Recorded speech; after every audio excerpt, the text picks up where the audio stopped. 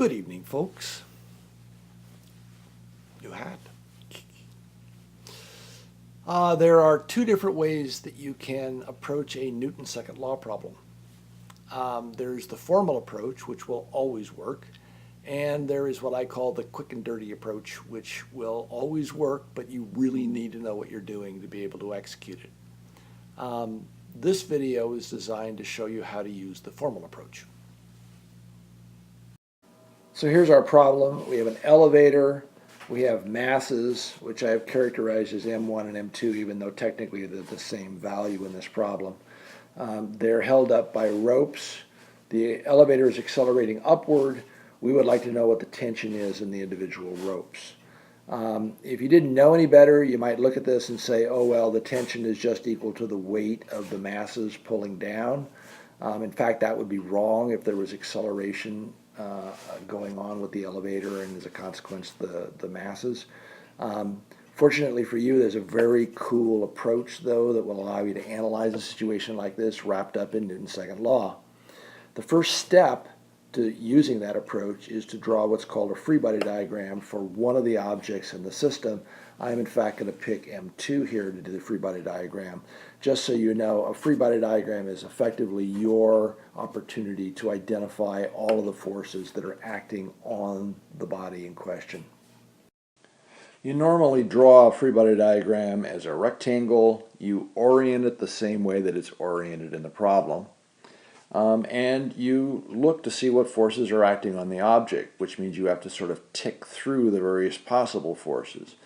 One force in this case is gravity. Gravity is going to be down. Its magnitude is going to be the mass, m2 times g. And so there we have gravity presented. The vector's down. There's the magnitude. Second force I would probably think about would be tension. There's clearly a tension force acting on this body. Tension forces are always away from the structure that's feeling the effect. So here I have tension, here's the vector, here is the magnitude. Notice, remember, these are magnitudes that I have on here. Next force is what I would consider would be probably friction. There is no friction in this system, so I wouldn't be putting a frictional force on here. The next force is what's called a normal force. So a normal force is a force of support. So if this body had been jammed up against this wall would have provided a normal force. Normal forces are always away from the supporting structure. In any case, this body is not feeling a normal force. The last force is what I call a push-me-pull-you force. So push-me-pull-you forces are forces that you're told exist on the body, that are happening to the body, but you don't really know where they came from.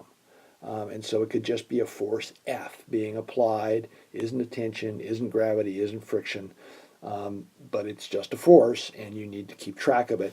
In this particular case, there are no push-me-pull-you forces in the system. So the next step is you need to identify the line of the acceleration. This seems like kind of a dumb thing to have to deal with in this particular problem, but you want to get in the habit of doing this step because later on, if you don't do it, it's going to mess you up big time. And the reason why you want to identify the line of the acceleration is that you're going to want to put a coordinate axis along that line and then a coordinate axis perpendicular to that line. You can identify these axes any way you want. I've called this the vertical axis and the horizontal. I could have called it the y-axis and the x. Doesn't matter what you call it. The axes, though, are specific to this body. In other words, it's a local axis. Anyway, and then the next step is to look to see if there are any off-axis forces acting on the body. And you do that because if you have any forces that are off-axis, you have to break them into components along the two axes. And in this case, there are no off-axis forces, so you're good. So now what you need to do is you need to actually sum up the forces along a particular line and put that equal to the mass times the acceleration along that line. So in this case, there are no forces along the horizontal, which means we can ignore that along that direction. There are forces along the vertical, which means we have to deal with that. And there's a protocol that I want you to follow when you do this kind of thing. So you put a summation sign, F, you subscript F with whatever the axis is. You're using the vertical axis here, so this would be sub V. You put a colon, you underline, you drop down, you indent in, and then you look on your free body diagram for the forces that are along that axis, and you start listing them out. You start summing them. In this case, the first force I notice is a tension force. So here I'm writing down T sub CD, that's the magnitude of the tension, and I'm identifying the fact that it's in the positive direction by putting a positive sign out in front. So that takes care of this vector. The second vector we have to deal with is gravity. And gravity has a magnitude of m2g. Remember, g is equal to plus 9.8, but we're going to use the symbol g. And its direction is down. And somehow or other, we have to put all of that information in right here. And there are a couple of different ways of doing this, and I want to talk about actually three of them, and then identify the one that I think is the most reasonable to use. One way of doing it is to put a positive sign out in front to show that you're doing this vector addition. Take the scalar m and multiply by the acceleration vector, which is comprised of the magnitude, which is plus 9.8 g, coupled with its appropriate sign. This notation is awkward as far as I'm concerned. It's right, but it's awkward because you've got this negative sign stuck in here. An alternative is to leave the positive sign out in front, pull the negative sign that was in front of the G out in front like so, and write it in this form, which I think is still looking kind of awkward. So the way I do it is to take the magnitude off of the free body diagram, the mg, note that this is in the negative direction, and just stick the negative sign out in front. Of the three approaches, this is probably the least mathematically kosher. But it gets the job done, and this is the way I do it, and this is the way I would suggest you do it. Kindly notice that the nice thing about this approach is that you're literally just looking at your free body diagram, and you're literally lifting information straight off the diagram. This is in the positive direction, I write it down with a positive sign in front. This is in the negative direction, I write it down with a negative sign out in front. Okay. Also notice that if we happen to have had another force along here, it would not have gone into this relationship because this is only summing forces along the vertical. Okay, you need to be careful that you don't just throw every force imaginable down here. That's not what you're doing. You're only summing up the forces along the vertical. This sum is what's going to end up equaling the mass, m2, times the acceleration of this body along this line. Writing all that out yields this relationship. You need to solve this. And so here you've done the math, you put the implies sign, which means this follows from that, and you're indenting it in so it's easy to follow. Now it's time to put the numbers in. And so here is our solution, and we now know what the tension is on M2 upward, assuming that the acceleration is upward. And we still need to figure out what's going on above M1, but we'll do that in a second. Before we do that, though, there's kind of an interesting question we might want to think about.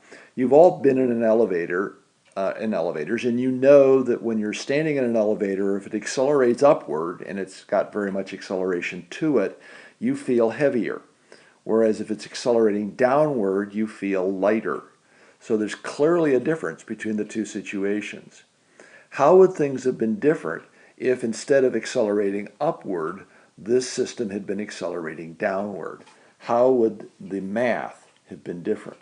We want to talk about that for just a second before we go ahead and take a look at what's happening with M1 in the actual problem. So this is like a little side trip. Okay, so looking at the free body diagram, interestingly, we still have a tension up, we still have gravity down, which means the left-hand side of Newton's second law is still going to look exactly like it did before. What's going to be different is that when you write out MA, A is going to have embedded inside it, if you're thinking of A as being a vector, it's going to have a negative sign embedded inside. We would like to have the MA term be a scalar. We would like to not have a negative sign embedded, hidden inside the A term. So what I instruct my students to do is to unembed that negative sign, which you can do. I mean, if you know that up is positive and you know the acceleration is down, you can see the acceleration is going to be inherently negative, and you can unembed that negative sign, making this A term a magnitude. Once you've done that, if you then simply follow through with the math, you find that lo and behold, you get a tension that's less, which is what you would have expected if the body was accelerating downward. Anyway, interesting side point. So now we need to go back and look at what's going on with M1 and with the tension above M1, and I'm going to go through this considerably more quickly because you now generally know what you're doing, hopefully. Free body diagram. Gravity is acting downward. There are two tension forces on M1. There's one pulling down and there's one pulling up.